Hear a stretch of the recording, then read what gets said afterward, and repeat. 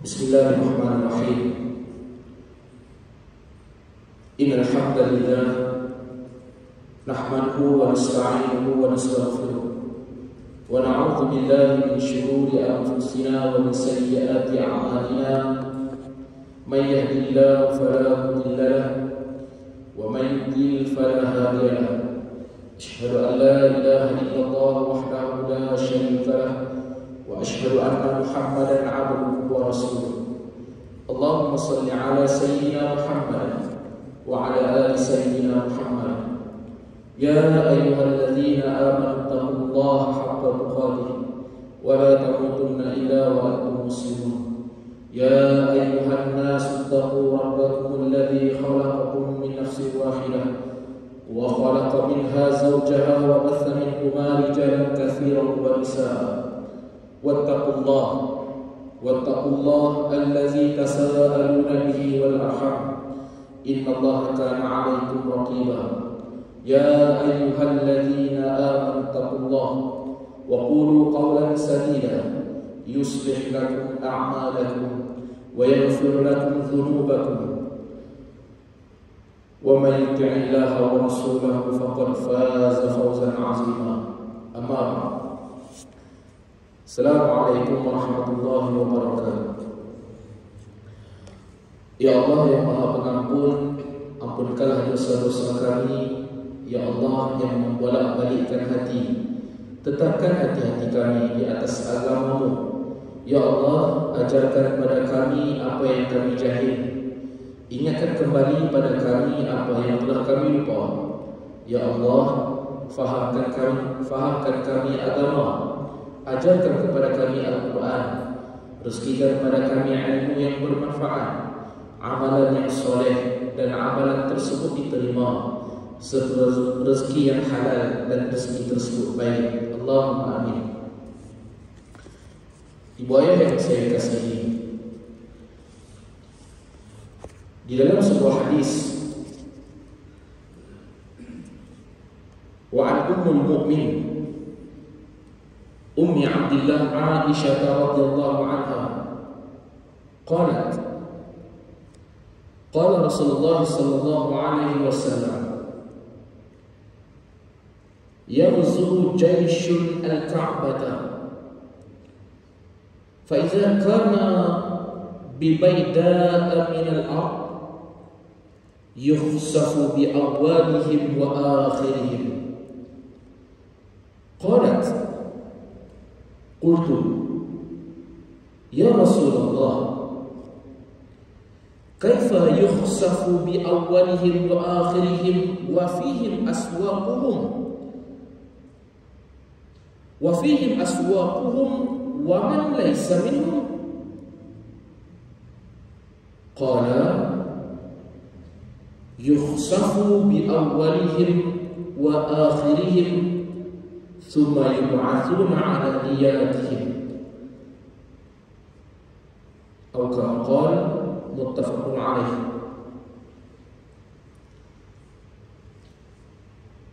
Daripada Ummul Mukminin Ummi Abdillah Aisyah radhiyallahu anha, ibu ayah Nabi adalah orang istri. Selepas Khadijah meninggal, Nabi kahwini Siti Aisyah. Kita tahu Siti Aisyah sudah. Siti Aisyah dia ada gelarannya, ada panggilannya. Dan antara panggilan yang dipanggil kepada dia, disandarkan kepada dia adalah Ummi Abdillah. Ummi Abdillah. Daripada Ummul Mukminin Ummi Abdillah Aisyah radhiyallahu anha katanya, Nabi sallallahu alaihi wasallam bersabda, kata Nabi, sepasukan tentera menyerang Ka'bah.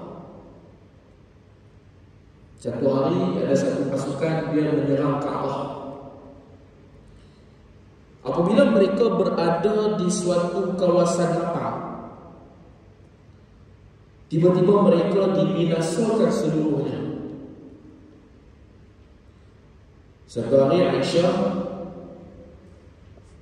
sampaikan kepada kita, Aisyah kata, Nabi cerita kepada kita. Nabi kata ada satu pasukan dia menyerang Kaabah. Bila dia menyerang Kaabah, bila dia sampai, pasukan itu bila sampai ke kawasan lapang, tiba-tiba mereka dibinasakan.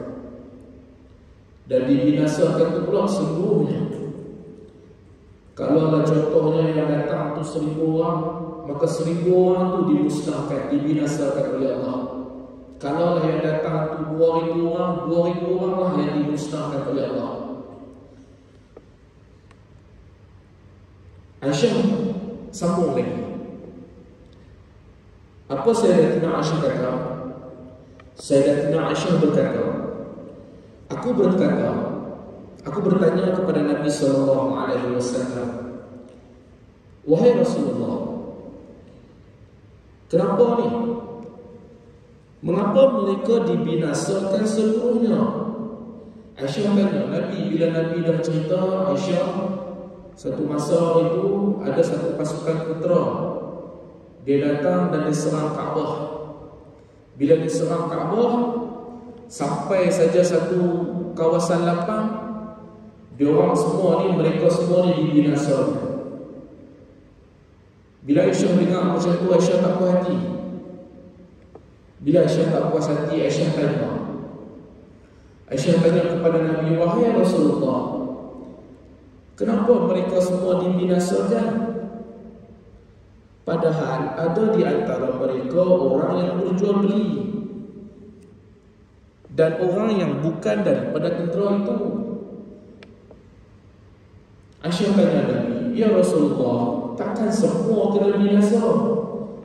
Dalam sepasukan tentera itu ada yang jual beli, bukan semua tentera. Mungkin ada juga dalam tu perempuan, mungkin ada juga dalam tu lelaki, mungkin ada juga dalam tu golongan yang lemah. Kenapa semua dibinasakan? Aisyah tanya Nabi.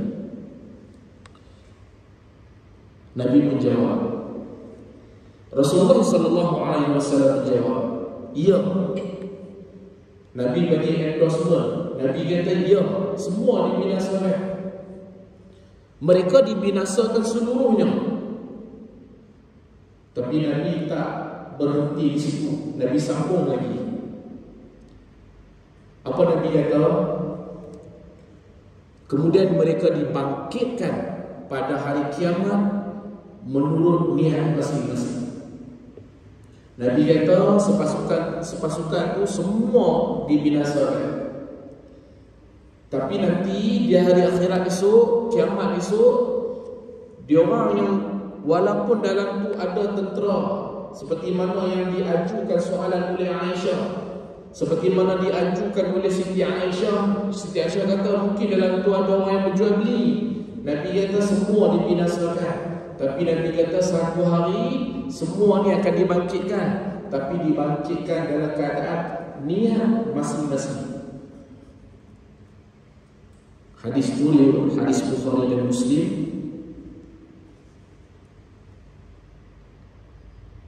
Di bawah ini ada lagi beberapa saya cerita tentang hadis Nabi innamal a'malu binniyat. Maka ini adalah kesinambungan daripada hadis yang lepas. Minggu lepas kita telah bicarakan tentang hadis innamal a'malu binniyat. Setiap perbuatan, setiap tindakan mesti ada niat. Dan hari ini kita dapat penjelasan daripada satu cerita Aisyah sampaikan kepada kita bahawasanya ada satu pasukan tentera. Dia orang serang Kaabah. Bila sampai satu kawasan lapang, Allah Ta'ala hancurkan, Allah Ta'ala binasakan mereka. Lalu Nabi kata nanti dia orang akan dibangkitkan dalam keadaan niat masing-masing. Pengajaran hadis. Pertama, setiap insan diberi balasan atau ganjaran menurut niat masing-masing. Ibu ayah Kalau nak faham zaman Nabi payah. Payah bukan sebab apa? Sebab kita tak melalui zaman Nabi. Kita ambil realiti zaman kita sekarang. Ada orang datang ke masjid dengan pelbagai niat. Ada orang datang niat nak solat. Ada orang datang niat nak jemaah. Ada orang datang pelbagai niat. Makanya setiap insan diberi balasan atau ganjaran menurut niat masing-masing. Daripada hadis ini kita dapat faham, apa pun kita buat, seperti mana Allah Ta'ala kata dalam ayat surah apa tu?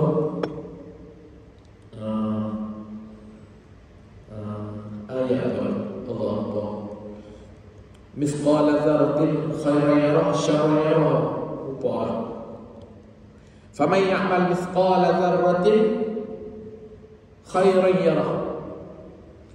Wa man ya'mal mithqala dzarratin syarran yarah.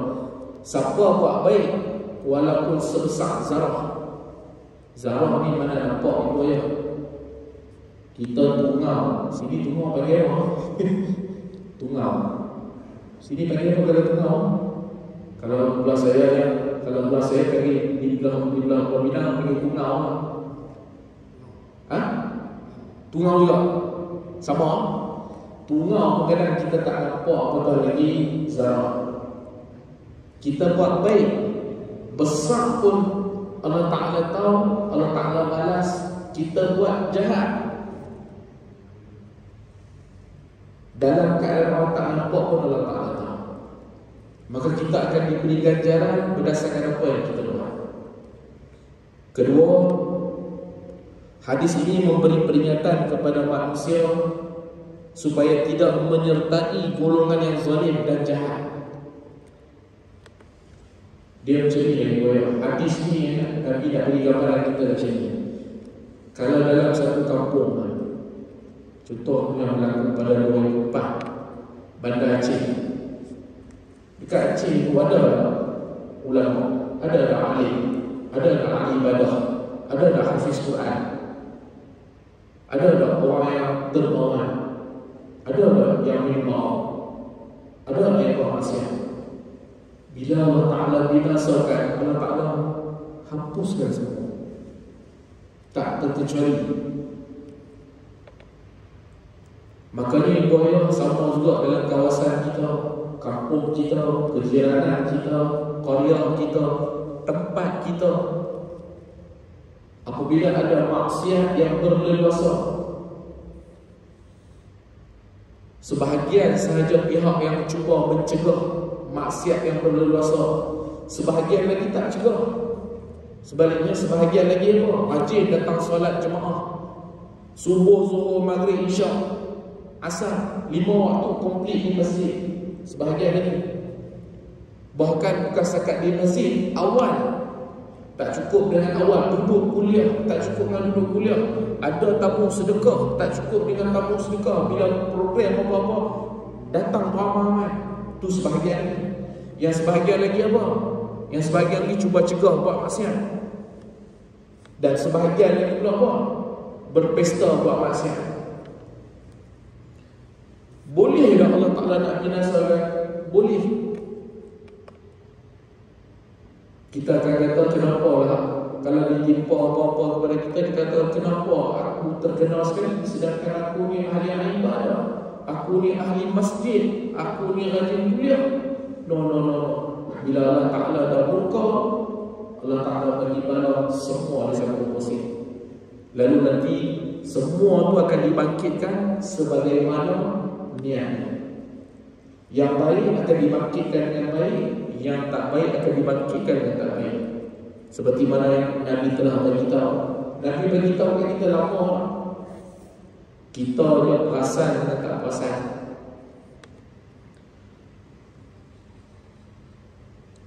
Ketiga, pengajaran daripada hadis ini, apa yang dikhabarkan oleh Nabi sallallahu alaihi wasallam pasti berlaku. Walaupun tidak diketahui masa dan tempat, kerana ia adalah perkhabaran ghaib yang wajib diimani. Ibu ayah yang saya kasih, kita ni betul-betul ke yakin dengan Nabi? Cuba kita tanya diri kita, sebenar-benarnya aku ni betul-betul ke yakin dengan apa yang Nabi sampaikan?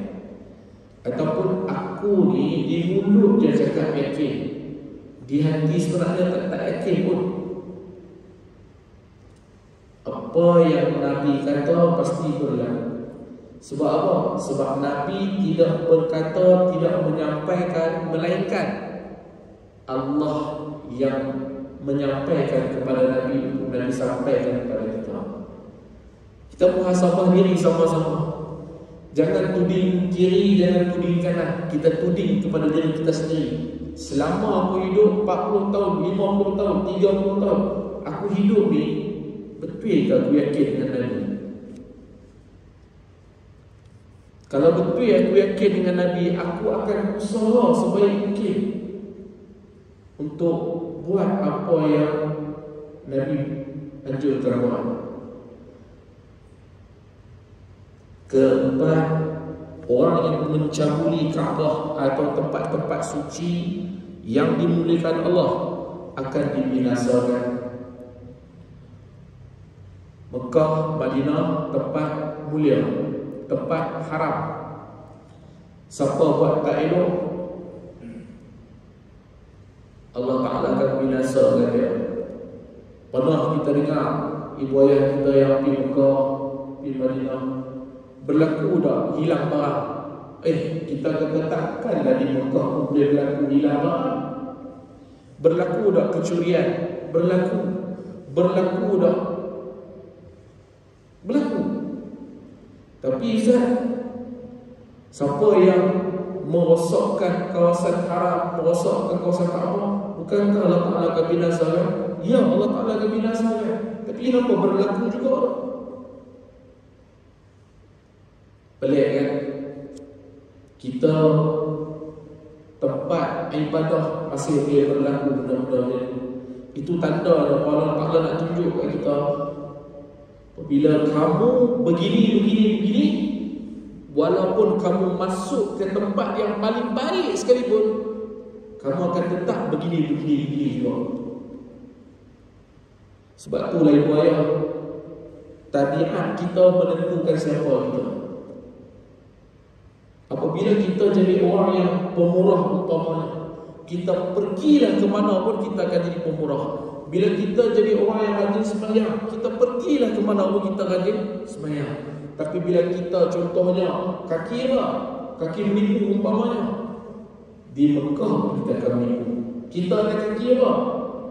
Kaki sakau. Sakau apa? Sakau kasut orang. Di Mekah pun dia akan boleh buat sakau juga. Sebab apa? Tempat tak menjamin kita tu baik. Sebab apa? Sebab dah jadi tabiat kita. Kelima, kebinasaan atau malapetaka yang menimpa sesuatu tempat atau negeri akan terkena ke atas seluruh penduduknya tanpa mengira orang yang bersalah atau tidak. Allah Ta'ala bila dia hantar bala, Allah Ta'ala bila dia dah murka, dia tak banyak, dia guna 4 benda. Apa dia? Tentera Allah Ta'ala yang sedia ada dengan bersama kita ni. Tentera Allah Ta'ala ni 4. Dia ada angin. Contohnya yang baru-baru ni berlaku taufan di mana? Api yang berlaku di Miami. Betul sebut Miami. Lepas tu apa lagi? Tanah. Sana sini gempa bumi. Dan baru-baru ni pun dekat Rana berlaku juga kan. Cuma gegaran dia tak kuat. Dan seterusnya air di China ni banjir, ya Allah teruk. Bukan sekat di China, di kebanyakan tempat.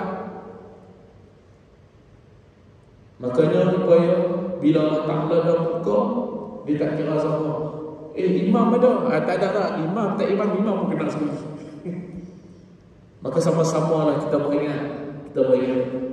Dan yang keenam, mereka yang berniat dan melakukan sesuatu kejahatan akan mendapat pembalasan daripada Allah di akhirat kelak. Kita niat buat jahat, tak buat lagi, tak cantik lagi. Baru niat, tak cantik lagi. Tapi kita buat je jahat tu, baru cantik. Tapi kalau kita buat, kita niat nak buat baik. Niatnya apa? Niat nak datang ke masjid. Saat lagi waktu maghrib duit lagi nak datang masjid. Niat tu di mana? Di rumah. Bila niat? Sambil duk tengok televisyen, TV, ataupun sambil duk tengok, sambil duk sembang dengan rumah, ataupun sambil duk lepak dekat kedai duk kopi-kopi. Terniat di hati sekejap lagi nak pergi maghrib di masjid. Dapat dah. Pergi datang masjid lagi, tak datang pun, tapi dapat dah. Itu bezanya bila kita ada dan kita sentiasa niat baik. Niat baik, walaupun tak buat, dapat pahala. Jadi buaya, sama-samalah kita sentiasa dalam hidup, dalam keadaan cuba sentiasa berniat dengan niat dengan kebaikan. Dan jangan lepaskan peluang. Mudah-mudahan hadis tersebut sedikit sebanyak ada manfaat pada kita. Ibu ayah yang saya kasihi, kita buka kitab Al-Qawl Tam fi Ahkam Al-Ma'mum wal Imam karangan Ibnul Iman. Hari itu kita berhenti dekat perkara yang ke-6.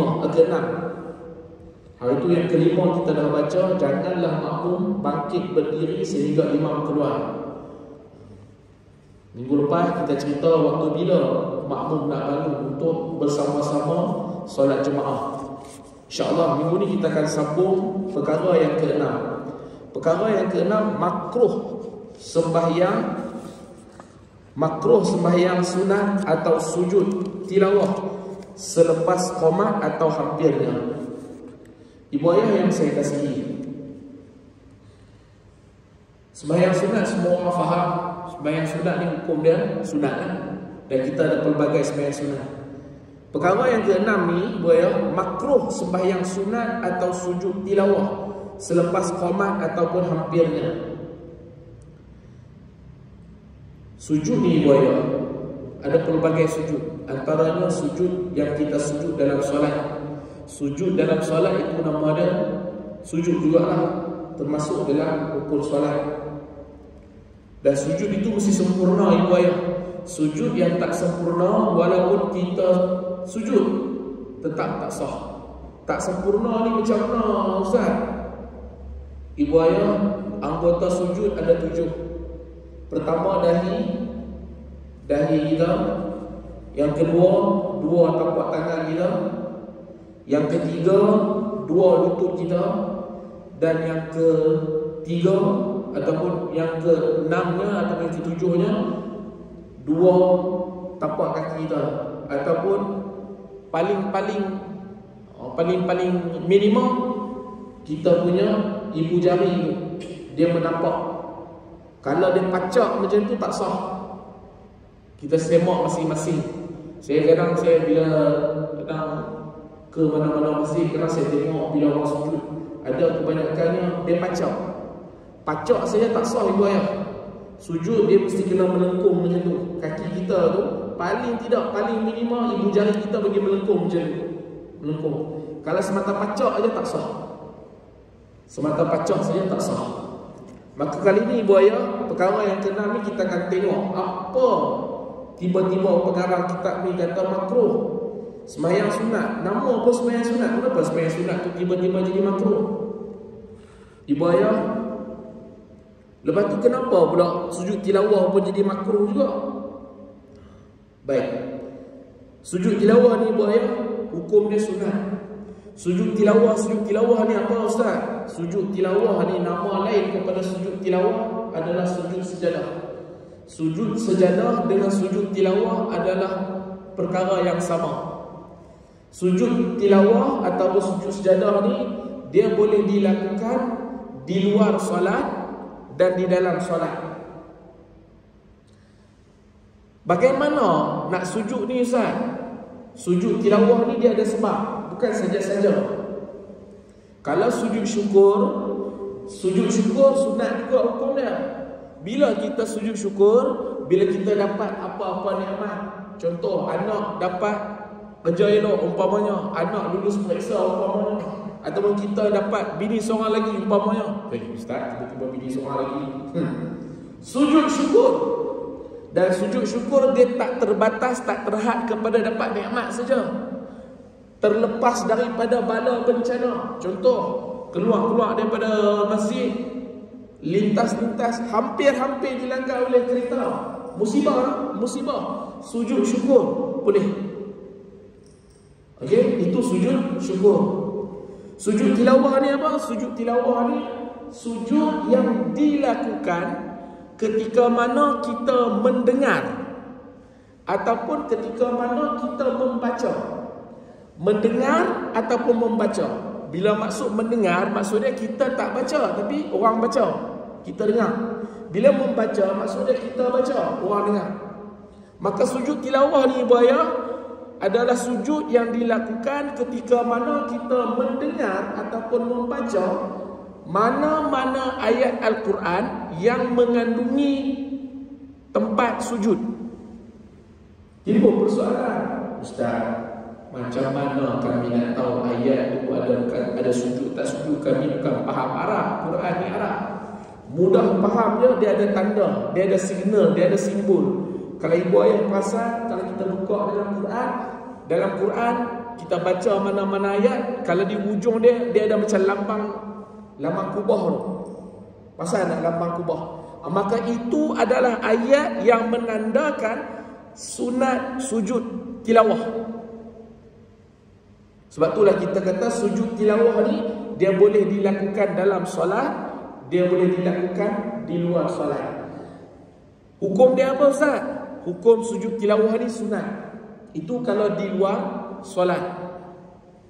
Kalau dalam solat bagaimana? Dalam solat tengok dulu siapa kita.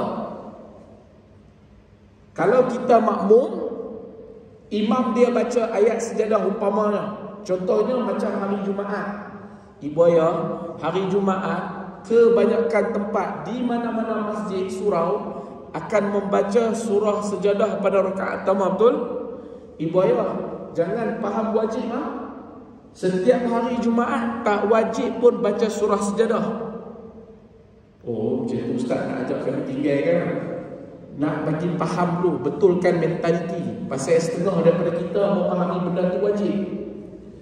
Sujud sejadah, surah sejadah yang dibacakan pada hari Jumaat adalah sunnah Nabi SAW.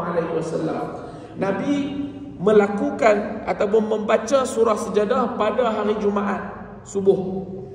Apakah Nabi lakukan sentiasa? Tidak. Maka itulah kita kata dia tak wajib. Bila tak wajib, boleh dah nak tinggal? Boleh dah, tak ada masalah. Tapi kalau kita dah buat, kenapa nak tinggal?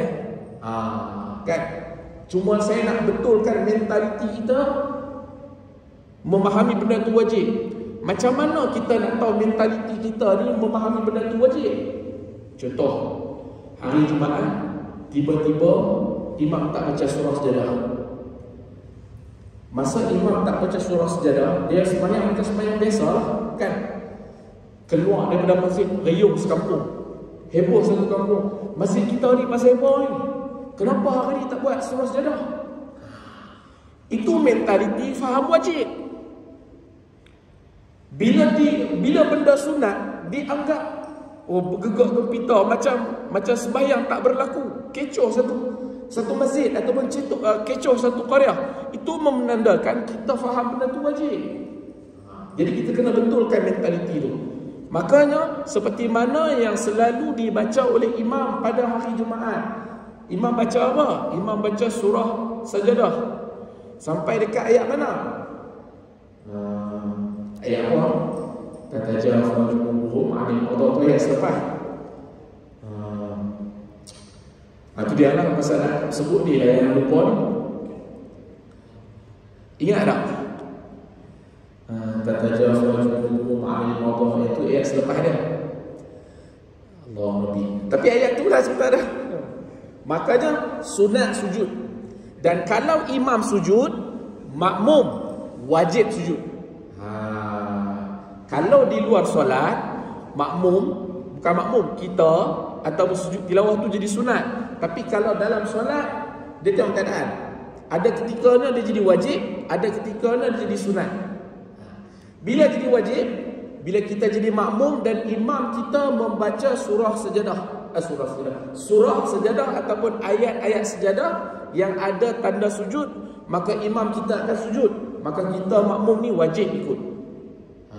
Tak boleh degil, tak mau ikut imam. Tak mau ikut imam, tak mau sujud. Kalau tak ikut imam, batal solat. Kalau tak niat mufaraqah. Niat mufaraqah tu apa pula Ustaz? Mufaraqah niat unfollow. Macam kita Facebook lah, unfollow kita punya friend. Tak mau ikut imam, maka sahlah solat. Tapi kalau kita tak unfollow, kita tak niat mufaraqah dengan imam, tiba-tiba kita tak turun sujud bersama imam, batal solat kita. Itu sujud tilawah ataupun sujud sajadah. Apa hukum dia? Hukum dia sunat. Okey, hukum dia sunat. Baik. Makruh sembahyang sunat atau sujud tilawah selepas qomat atau hampirnya. Pengarang kitab kata apa? Apabila sembahyang telah diqomatkan, bila kita qomat, maka janganlah para makmum berbimbang dengan mengerjakan sembahyang sunat atau sujud tilawah. Ulang sekali lagi. Apabila sembahyang telah diqomatkan, maka janganlah para makmum berbimbang dengan mengerjakan sembahyang sunat atau sujud tilawah. Macam dah baca lupa. Dia baca lagi. Tak apalah. Okey? Berbimbang maksud dia apa? Jangan risau. Jangan khawatir. Jangan fokus kepada nak sembahyang sunat. Jangan fokus kepada nak sujud tilawah. Sebab apa? Itu bukan tempat dia. Dan jika imam menyuruh muazzin qomatkan sembahyang dan ia belum memulakan qomatnya, atau ia tidak disuruh oleh imam qomatkan sembahyang, tetapi diketahui mengikut adat masa memulakan qomat itu telah sampai. Cerita dia macam ni lah. Imam beritahu Bilal haji qomat, ataupun imam tak beritahu dekat Bilal, tapi Bilal dia dah faham dah. Bila sampai sekian-sekian masa kena qomat. Contohnya macam mana nak tahu sampai masa sekian-sekian kena qomat? Lalu di mana-mana masjid surau ada jam yang digital macam ni kan. Dan kebiasaan standard selepas azan akan ada masa lebih kurang 10 minit sebelum kita nak solat fardu. Maka itu masa yang kebiasaannya orang faham. Maka adakah makruh bagi makmum memulakan sembahyang sunat seperti mana makruhnya sembahyang sunat selepas diqomatkan sembahyang?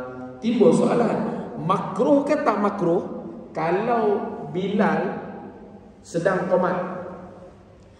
Minggu lepas kita cerita tentang selepas diqomatkan, seperti mana makruhnya sembahyang sunat selepas diqomatkan. Kalau minggu lepas, kalau Bilal dah habis qomat, makruh dah sembahyang sunat. Minggu ni dia kata makruh ke tak makruh kalau Bilal tengah qomat ataupun waktu tu dah hampir-hampir dah nak qomat, makruh ke tak makruh? Kerana dia kata qomat itu dimulakan, kerana dia kata qomat itu belum dimulakan lagi, takkan tak boleh sembahyang. Sebab apa? Mana Bilal tak qomat lagi. Bila Bilal tak qomat lagi, masih lagi ada masa 1 minit ataupun 2 minit, takkan tak boleh sembahyang. Jawapan dia apa? Mengikut qaul yang muktamad. Maksud dia keputusan yang kita pegang apa dia? Perbuatan tersebut makruh hukumnya. Dia macam ni lah. Bila kita tengok ke jam kita, ada lebih kurang lagi 1 minit ataupun lagi 2 minit ataupun lagi 3 minit, kita tilik tengok, kita timbang tengok, kalau aku sembahyang sunat ni sempat ke tak sempat untuk bersama takbir berjamaah. Kalau kita rasa tak sempat, tak perlu sembahyang sunat, just berdiri tunggu bila qomat. Tapi kalau kita tilik-tilik, aku ni sembahyang macam di Indonesia sembahyang tarawih yang 20 rakaat dia dapat 7 minit tu. Kalau kita jenis macam tu okey, jalan. Tapi kalau kita jenis 2 rakaat tu silat-silat 3 minit baru selesai, tak payah. Pada ketika tu makruh kalau kita sembahyang. Dia nak cerita yang berbeza. Dia nak cerita yang tu. Dia kata apa? Mengikut qaul yang muktamad bahawa perbuatan tersebut makruh hukumnya. Perbuatan apa? sama ada sujud tilawah jadi makruh, sembahyang sunat pun jadi makruh. Maka jangan buat. Makruh ni apa? Makruh ni maksud dia kalau kita buat tak dapat apa. Kalau kita tinggalkan perbuatan nak buat tu, kita dapat pahala. Maka lebih baik kita tinggalkan solat sunat tu. Kenapa? Meninggalkan solat sunat tu mendapat pahala. Selesai. Baik. 2 minit. Baik. Sunat imam, perkara yang ketujuh. Masalah yang ketujuh, sunat imam menyuruh makmum membetulkan saf. Sebelum tu saya nak tanya, ada soalan tak? Ada soalan nak tanya? Saya kalau di surau kompleks Darul Kifayah tak kurang daripada 20 soalan saya terima. Ada soalan? Ada? Jangan malu tanya, pasal kita nak belajar. Bab sembahyang ni dia tentang peribadi sah solat kita. Jadi jangan malu.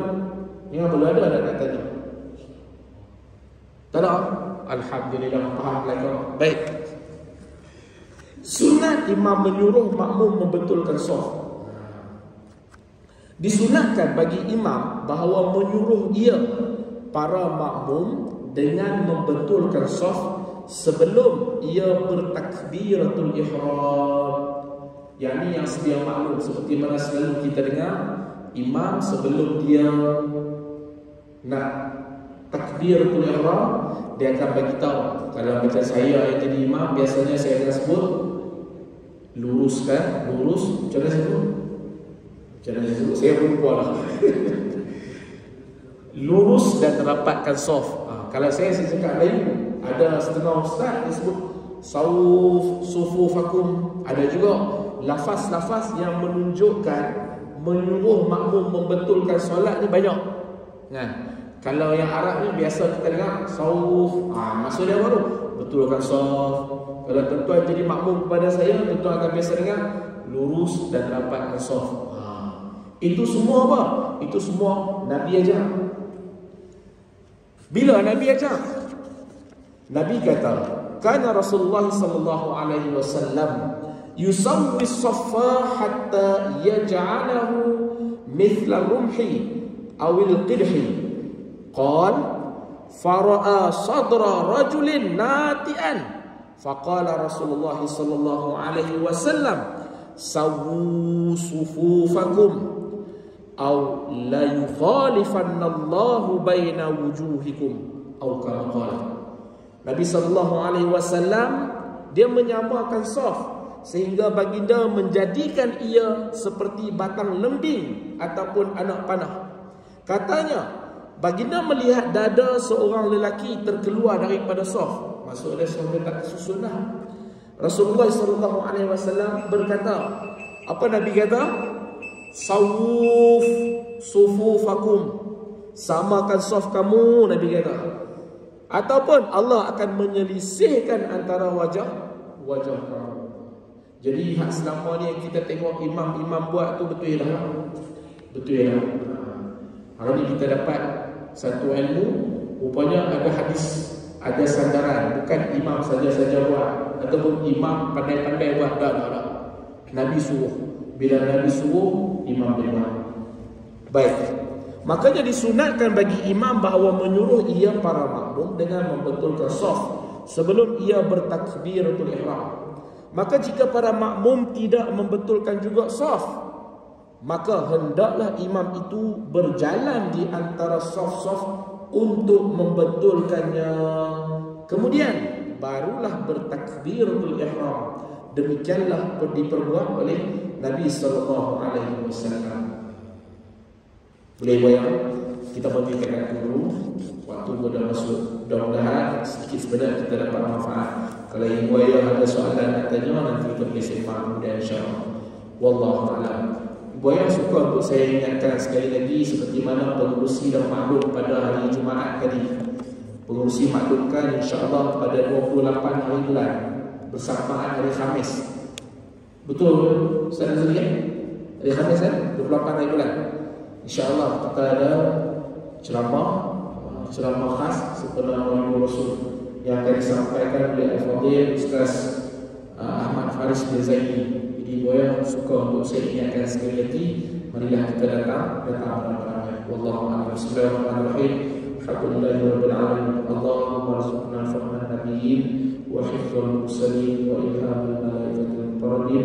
Rabbana atina fid dunya hasanah wa fil akhirati hasanah wa qina adzabannar. Walhamdulillahirabbil alamin. Assalamualaikum warahmatullahi wabarakatuh.